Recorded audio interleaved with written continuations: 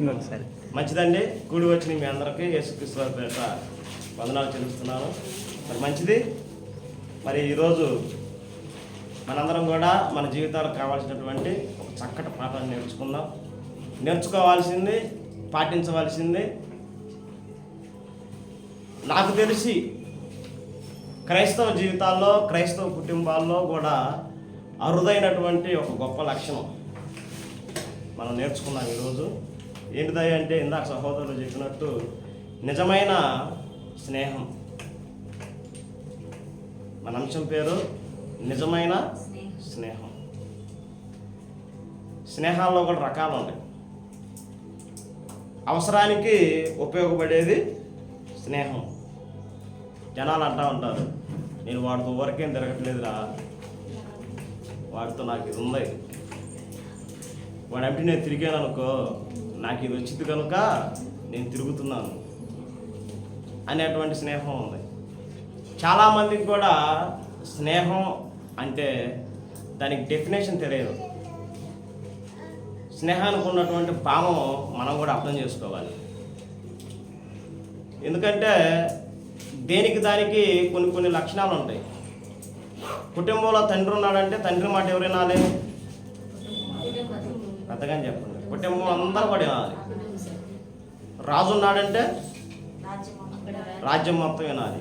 అధికారి ఉన్నాడంటే, గురువు గారు ఉంటే, అంటే ఏదైనా కానీ ఎట్లుందంటే, ఒక వ్యక్తి పైన ఉంటే ఆ వ్యక్తి కింద ఉండే వాళ్ళందరూ కూడా ఈ కేటగిరీలో ఉండేవాళ్ళు. స్నేహితుడు అనేవాడు ఏంటంటే, నేను పెద్దవాడిని, నువ్వు చిన్నవాడివి అనేటువంటి ఒక గొప్ప భావం లేనిదే స్నేహం. అంటే చేతులు భుజాల మీద వేసుకుని అడుగుతారు. చూడండి, రాజు మీద చేస్తారు ఎవరన్నా? తండ్రి మీద, గురువు గారి మీద, స్నేహితుడి మీద. ఎందుకంటే స్నేహితుడికి ఉన్నటువంటి భావం ఏంటంటే, నేను గొప్పవాడిని కాదు, నేను నువ్వు సమానం. నేను ఎంత ఆస్తి ఉండగానే స్నేహం అంటే, నేను పేదవాడినైనా నువ్వు ఉండవాడివైనా, స్నేహం అన్నటువంటి భావానికి ఏంటంటే మన ఇద్దరం కూడా ఒకటే. అర్థమవుతుందా? మళ్ళా ఈ ఉద్దేశం అర్థం కాకుండా అపార్థం చేసుకోవాలి. స్నేహం అంటే ఒకరికొకరు, నేను హెచ్చు నీవు తగ్గు అనేటువంటి లక్షణం లేనిది. మనం బైబిల్లో స్నేహం గురించి చూసుకుంటే ఎవరు మనకు బాగా పడతారు? ఇంకా ఆడవాళ్ళు. యేసుబాబు అని అప్పుడు కాకుండా మగవాళ్ళు.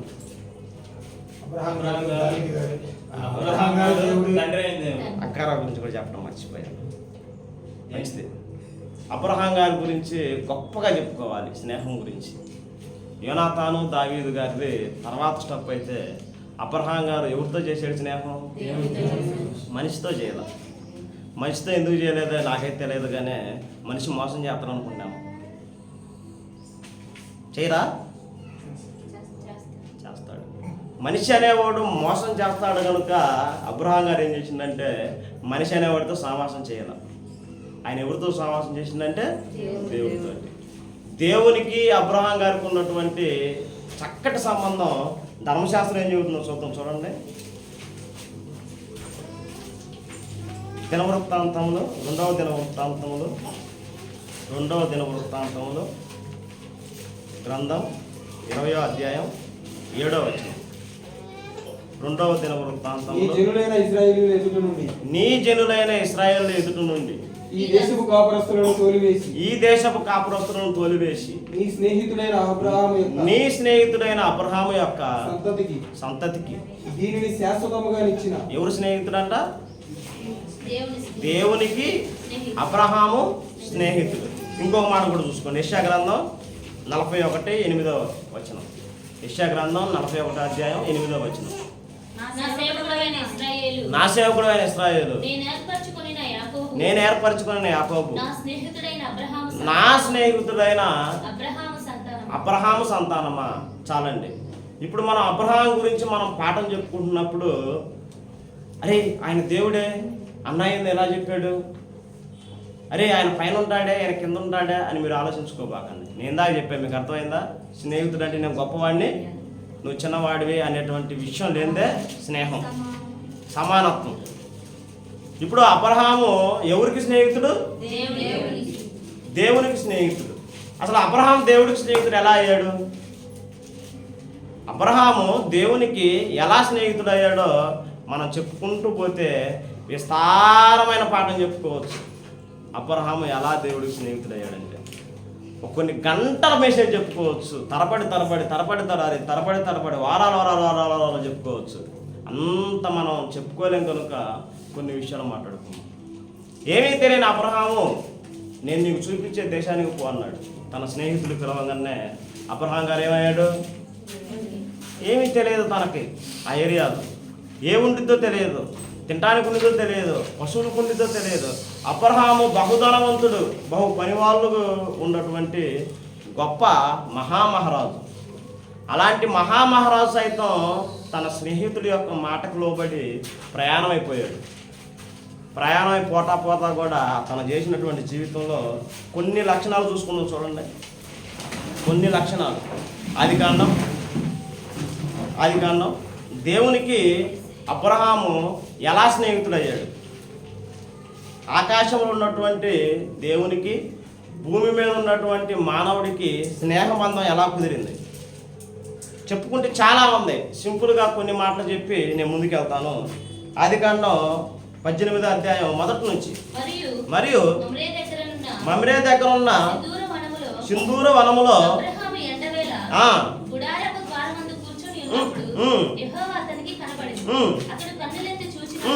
ముగ్గురు మనుషులు అతని ఎదుట నిలబడి ఉండేది. అతడు వారిని చూచి గుడారపు వాకిట నుండి వారిని ఎదుర్కొనుటకు పరిగెత్తి చాలా ఎప్పుడైతే తన స్నేహితుని చూశాడో, తన స్నేహితుని కలిశాడో, ముసలివాడైనటువంటి అబ్రహాం పరిగెత్తుకుంటూ వాళ్ళని చేర్చుకోవడానికి ప్రయాణం అయ్యాడు. తర్వాత ఏం చేశాడు? నా ప్రభు, నన్ను దాటి ఎడ నుంచి నువ్వు వెళ్ళొద్దు, నీవు నా యొక్క చేల తీసుకో, ఈ ఎండవేళ కాసి నీళ్ళు తాగుదు, కాస్త భోజనం చేద్దు అని చెప్పి ఏం చేశాడు? టక గుడారంలోకి వెళ్ళాడు. అమ్మాయి బయటికి రా, అర్జెంటుగా నా స్నేహితులు వచ్చారు, వాళ్ళకి భోజనం సిద్ధం చేయి. నేను అర్జెంటుగా ఎమ్మటే మరణాలకు ఎత్తుకుంటూ మందిలోకి పోయి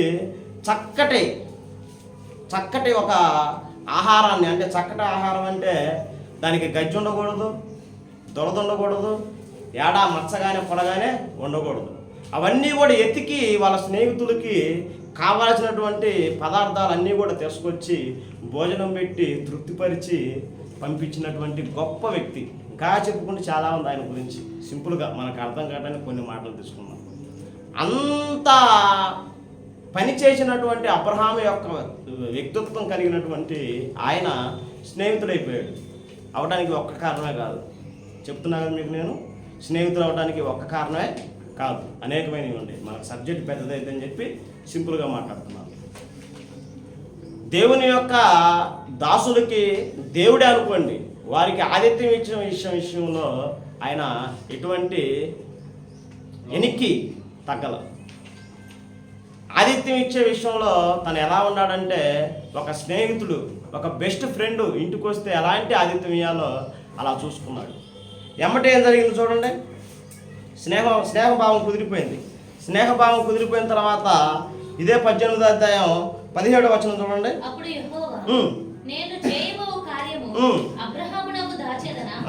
ఇదేంది, అబ్రహాముకి చెప్పకుండా ఆయన చేయొచ్చు కదా. ఎందుకు? నేను నా స్నేహితుడికి నేను చెప్పకుండా ఉంటానా? నా ఫ్రెండ్కి నేను ఏదైనా దాస్తానా? నేనేం చేస్తాను? అబ్రహాముకి నేను ఏది చెప్పకుండా చెయ్యను. ఎందుకంటే అబ్రహాము నాకు స్నేహితుడు కాబట్టి. అక్కడ చదువు. అప్పుడు యెహోవా, నేను చేయబో కార్యము అబ్రహామునకు దాచెదను. అబ్రహాము నిశ్చయముగా బలముగల గొప్ప జనమగును. అతని మూలముగా భూమిలోని సమస్త జనములను ఆశీర్వదింపబడును. చాలా అక్క మనం మాట్లాడుకుంటే ఏమంటాడంటే, సొదొమ గొమొరాన్ని తగలబెట్టడానికి ముందు బయలుదేరినప్పుడు ఈ విషయం అర్జెంటుగా నేను ఎవరికి చెప్పాలి? అబ్రహాం చెప్పాలి, తన స్నేహితుడికి చెప్పాలి. ఎందుకు చెప్పాలయ్యా అంటే, నా స్నేహితుడు, ఇంకా కారణం ఏం లేదా? అర్థమైందా? నా స్నేహితుడు, నా ఫ్రెండు, నా బెస్ట్ ఫ్రెండ్ కాబట్టి నేను చేయబోయేది ఎవరికి చెప్పాలి? అబ్రహాంకి చెప్పాలి. మనం చేసే కొన్ని పనులు సహోదరులకు చెప్పం, స్నేహితులకు చెప్పం, చేసిన తర్వాత చెబుతాం. తెలియమిరుతాం కదా మనం చేసిన తర్వాత కొన్ని విషయాలు మనం పంచుకుంటాం. కాకపోతే అబ్రహాం గారికి దేవుడికి ఉన్నటువంటి బంధం ఎలాంటిదంటే చాలా గొప్పది. తర్వాత చూడండి అబ్రహాం గారు దేవుని యొక్క ఆలోచనలతోటి, ఆయన యొక్క సిద్ధాంతాలతోటి ముందుకు పోతూ సొదొమ గొమొర్రాని నాశనం చేయడానికి పోతున్నప్పుడు నేను చదవక ముందుకి నిశ్చయముగా చాలా నేను చెబుతా చూడు. 22:18-22 ఆ మనుషులు అక్కడ నుండి తిరిగి సొదొమ వైపుగా వెళ్ళిరి. అబ్రహాము ఇంకా యెహోవా సన్నిధిని నిలుచుండెను. అప్పుడు అబ్రహాము సమీపించి ఇట్లనెను, దుష్టులతో కూడా నీతిమంతులను నాశనం చేయుదువా? ఆ పట్టణములో ఒకవేళ 50 మంది నీతిమంతులుండిన యెడల దానిలో నున్న 50 మంది నీతిమంతుల నిమిత్తము ఆ స్థలమును నాశనము చేయక కాయవా? ఆ చొప్పున చేసి దుష్టులతో కూడా నీతిమంతులను చంపుట నీకు దూరం అవును గాక. ఎవరు అంటున్నారండి? అబ్రహాము దేవుడికి సలహా ఇస్తున్నాడు. అర్థమవుతుందా మీ కాడ? స్నేహితుల్లాగే చూడండి వాళ్ళిద్దరు. నేను అబ్రహాంకి ఏదన్నా చెప్పకుండా నేను దాచిపెట్టుకుంటానా అని చెప్పి యెహోవా దేవుడు అన్నాడు. యెహోవా దేవుడు కత్తి తీసుకొని సొదొమ గొమొర్రా మీదకి యుద్ధానికి పోతుంటే నేనేమంటున్నాడు? ఏందయ్యా, ఏంది తొందరపడుతున్నావేంది? అక్కడ నీతిమంతులు ఉంటారా, కొద్దిగా ఆలోచించు అంటే దేవునికే అబ్రహాం ఏం చేస్తున్నాడు? సలహా ఇస్తున్నాడు. అది స్నేహం. దేవుడికి ఎవరు ఇస్తున్నారు? సలహా ఇస్తున్నాడు. అదేంది, భూమి మీద పుట్టాడు కదా అబ్రహాం. దేవుడికి పుట్టుకుందా? మరణం ఉందా? పుట్టించేవాడు ఆయనే, చంపేవాడు ఆయనే. మానవుడు గ్రంథాల్లో ఎలా ఉండిద్దంటే వాడు ఒక తుచ్చుడు అంట. తుచ్చుడు అంటే దేనికి పనికిరానివాడు. హిందూ గ్రంథాల్లో ఉండేది. దేనికి పనికిరాని ఒక వ్యక్తి వాళ్ళిద్దరి మధ్యన స్నేహం కుదిరితే ఎలా ఉందంటే, మరణం లేని నేను, మరణం ఉన్న నీ మాట నేను వింటున్నా. నేను అలా ఏం చేయనులే అబ్రహాం, నువ్వు బాధపడబాక, నేను ఎందుకు చేస్తాలా, నువ్వెందుకు అట్ట అడుగుతున్నావు నన్ను, నేనేమైనా చేస్తానా? ఈ సందర్భం మనం చూసుకుంటే అసలు చదువుకుంటే నాకు భలే ఆనందం వేసింది. ఈ సందర్భం ఒకసారి జరగదు, 6 సార్లు జరిగింది. ఆ 50 మంది ఉంటే చంపనులే, నువ్వు బాధపడబాక. 50 మంది కాదు, 5గురు తగ్గారు, చంపుతావా? చంపను. 30 చంపను, 20 చంపను, 10 చంపనులేపో, నీ ఇంటికి నువ్వు పో, నా ఇంటికి నేను పోతా. చూడండి లాస్ట్ అట్టుండిద్దో 33వ వచనం. యెహోవా అబ్రహాముతో మాట్లాడుట చాలించి వెళ్ళిపోయింది. అబ్రహాము తన ఇంటికి తిరిగి వెళ్ళాడు. ఇద్దరు సంభాషణ అయిపోయింది, తిరిగి ఇంటికి వెళ్ళిపోయారు. మీరు సింపుల్గా ఆలోచించుకోపాకండి. స్నేహం దేవుణ్ణి సైతం కట్టిపడేసింది. స్నేహం దేవుడు మనుషులు సైతం మార్చిపడేసింది. స్నేహం ఎలా ఉండిద్దంటే గొప్ప విలువలతో కూడున్నది స్నేహం. యోనాతాను గారి కాడ, దావీదు కాడ ఏం కలిసిందంట? స్నేహం. వాళ్ళిద్దరూ బలపడడానికి కారణం ఏంది? ఒకళ్ళ మనసు ఒకళ్ళు కలిసిపోయింది. ఒకళ్ళ మనసు ఒకళ్ళు అర్థం చేసుకున్నారు, ఒకళ్ళ మనసులో ఒకళ్ళు కలిసిపోయింది. ఇప్పుడు అబ్రహాం గారి మనసు ఎవరు మనసు కలిసింది? అమ్మో, అసలు మామూలు మనిషి కాదేనా. అసలు దేవునితో సహవాసం అంటే చాలా మనం అసలు ఊహించుకోలేదు. ఈ స్నేహంలో ఒక ఫస్ట్ స్నేహితుడుండి, అబ్రహాం ఇన్నాళ్ళు మన ఇద్దరం స్నేహం చేసాంగా, నీ కొడుకుని నాకే అన్నాడు. ఇదేంది దారుణంగా లేదు. ఎంత మాత్రం స్నేహం చేస్తే నా ఆస్తి అడిగినట్టు ఉంది. ఎంత మాత్రం స్నేహం చేస్తే నాకు లేక పుట్టిన కుమారు నేను గొంతుకు చేయాలా నీకు? ఎంత మాత్రం నువ్వు నాకు ఫ్రెండు అయితే, ఎంత మాత్రం నువ్వు నాకు లేక కుమారుడిని ఇస్తే, ఎంత మాత్రం నువ్వు నా ఫ్రెండు అని చెప్పి నువ్వు అడిగింది నేను చేయాలా అని అన్నా. నా ఫ్రెండ్ అడిగాడు, నేను ఇస్తా అన్నప్పుడు ఏమన్నాడు? అన్నాడు. ఓకే అన్నాడు. ఆయన చాలు ఆపు, నువ్వు నా స్నేహితుడు వేలే, కత్తిది కింద పెట్టు అన్నాడు. మనం ఆలోచించుకుంటే అబ్రహాము యొక్క స్నేహానికి అబ్రహాం ఏమడిగాడు తెలుసా? నువ్వు నాకు ఎంత ఇస్తే ఏమయ్యా, నా ఆస్తికర్త ఎలియాజరు కుమారుడే కదా, నువ్వు నా ఫ్రెండ్ అయి ఉండి నువ్వు నాకు ఏది చేసినా నాకేం లాభం? ఏం లాభం నువ్వు నాకు ఏది చేసినా?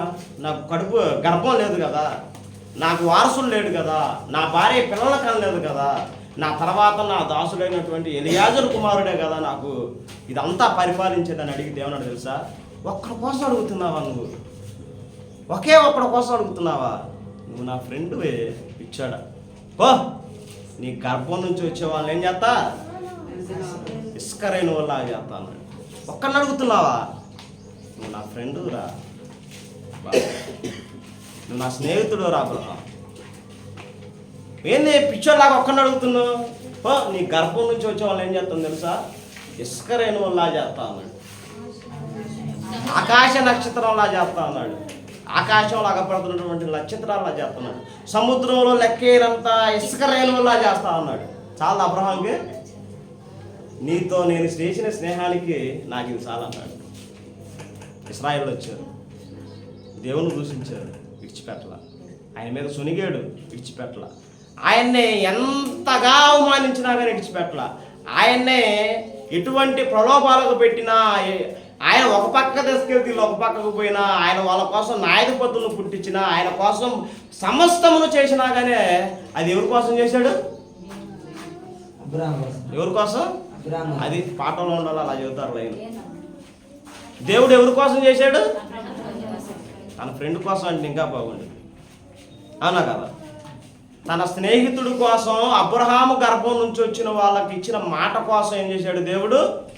వాళ్ళని సహించుకుంటూనే వచ్చాడు చివరి దాకా. వాళ్ళని సహించుకుంటూనే వచ్చాడు చివరి దాకా, ఫ్రెండ్కి ఇచ్చినటువంటి మాట కోసం. ఆలోచించండి. ఇదే విషయం కొత్త నిబంధనలో కూడా అబ్రహాం గారికి ఉన్నటువంటి సాక్ష్యం చూడండి. యాకోబుకు రాసిన పత్రిక, యాకోబుకు రాసిన పత్రిక 4వ అధ్యాయం, యాకోబుకు రాసిన పత్రిక 2వ అధ్యాయం 23వ వచనం. 2వ అధ్యాయం. కాబట్టి అబ్రహాము దేవుని నమ్మెను, అది అతనికి నీతిగా ఎంచబడింది. అది అతనికి నీతిగా ఎంచబడింది. అను లేఖనము నెరవేర్చబడింది. మరియు దేవుని స్నేహితుడని అతనికి పేరు కలిగేది. దేవునికి స్నేహితులని ఎంత వెర్రవేగాల తెలుసు అబ్రహాం. నా ఫ్రెండ్ ఎవరు అనుకున్నావురా? ఎమ్మెల్యే. నా ఫ్రెండ్ ఎవరు అనుకున్నావురా? నా ఫ్రెండ్ ఎవరు అనుకున్నా? సీఎం. నా ఫ్రెండ్ ఎవరు అనుకున్నావురా? పిఎం. నా ఫ్రెండ్ ఎవరు అనుకున్నావురా? రౌడీ అని మనం ఎర్రవేగుతాం. అబ్రహాం స్నేహితుడు ఎవరు? ఏనాడు కూడా తను స్నేహానికి కట్టుబడే ఉన్నాడు అబ్రహాం. ఏనాడు కూడా స్నేహానికి కట్టుబడే ఉన్నాడు. కట్టుబడి ఉన్నాడు కాబట్టి దేవుడు అబ్రహాముని తన గుండెల్లో పెట్టుకున్నాడు. నా స్నేహితుడు అని గర్వంగా చెప్పుకున్నాడు. నా స్నేహితుడు అంటే నేను గొప్పవాడిని, నువ్వు చిన్నవాడివి అనేటువంటి తత్వం లేదే స్నేహం. అర్థమైందా? దేవుడు ఎవరు? మరణం లేనివాడు. అబ్రహాం ఎవరు? మరణం ఉన్నవాడు. అయినా కానీ నీ మాట నేనింటా, నా మాట నువ్వు విను. ఇది స్నేహం అంటే.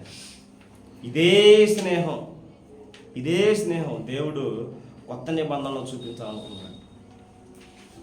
ఇదే స్నేహం, ఇదే స్నేహం యేసుక్రీస్తులో చూపించాలనుకున్నాడు. ఇదే బంధం, ఇదే పవిత్రమైనటువంటి నియమం మనల్ని కూడా చూపించమన్నాడు. మీకు అర్థం కావాలంటే యేసుక్రీస్తు వారి కాలంలో కూడా అదే జరిగింది. చూడండి, యోహాను సువార్త 15వ అధ్యాయం. యోహాను సువార్త 15వ అధ్యాయం 15వ వచనం. దాసుడు తన యజమానుడు చేయు దానిని ఎరుగడు గనుక ఇక మిమ్మును దాసులని పిలవక స్నేహితులని పిలుచుచున్నాను. యేసుక్రీస్తు వారు ఎప్పుడూ కూడా తన శిష్యులను దాసులుగా చూడలేదు.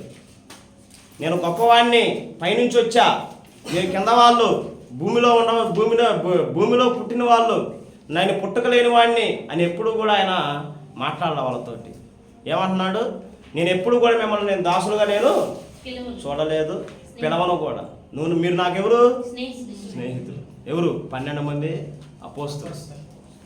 12 మంది అపోస్తలు కూడా వాళ్ళ స్థితి ఏంటిదంటే మనందరం కూడా ఆలోచిస్తే పామరులు, విద్య లేని వాళ్ళు, ఎక్కడో ఇశ్రాయేలీయులు అయినా కానీ డబ్బు లేని వాళ్ళు.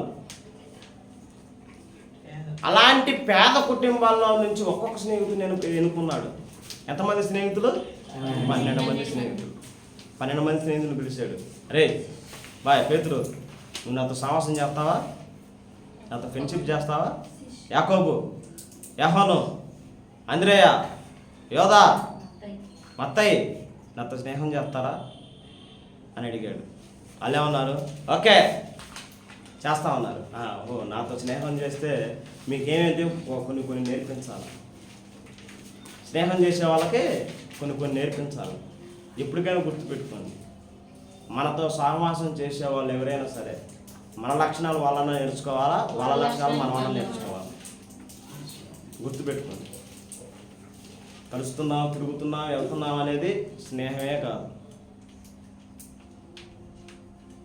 కొంతమంది భలే సమాసాలు చేస్తారు. ఎవరైతే ఇలా పక్కన చిచ్చులు పెడతారో వాళ్ళని అసలు విడిచిపెట్టరు. ఆమె పిలవపోయిన అక్క కూర ఉందా అని పోతూ ఉంటారు ఇంటికి. వారా అసలు ఆ స్నేహాలు అసలు చేయబాకండి అమ్మ, దయచేసి మీ కుటుంబాలు పాడు చేసుకోబాకండి. ఎప్పుడు చిచ్చులు పెట్టేవాళ్ళు అంటే ఎలా పెడతారు? అగ్గిపొల గిరిగిచ్చి ఒక కాడ పట్టుకొని నేను వాళ్ళు ఇల్లు తగల పెడతా అని పారు వాళ్ళు. నీకు తెలుసా ఆ అమ్మాయి అంట అయిపోయాయి. ఎప్పుడైనా సరే ఒక ఆడకూతురు ఇళ్ళ పక్కల గురించి చెబుతుంటే వాళ్ళ సమావేశం మీరు చేయబాకండి. అదే మీకు గుర్తు. ఇంకా ఏ ఆడకూతురైనా సరే వాళ్ళ మాట ఏడమాట ఆడ చెప్పే స్త్రీ జోలికి పోవద్దు. ఆ అమ్మాయి కూర్చునే కాడ కూర్చోవద్దు. ఆ అమ్మాయి నడిచే దవల నడవద్దు. ఆ అమ్మాయి ఇంటికెళ్ళి కూడా మీరు పోవద్దు. గుర్తుపెట్టుకోండి.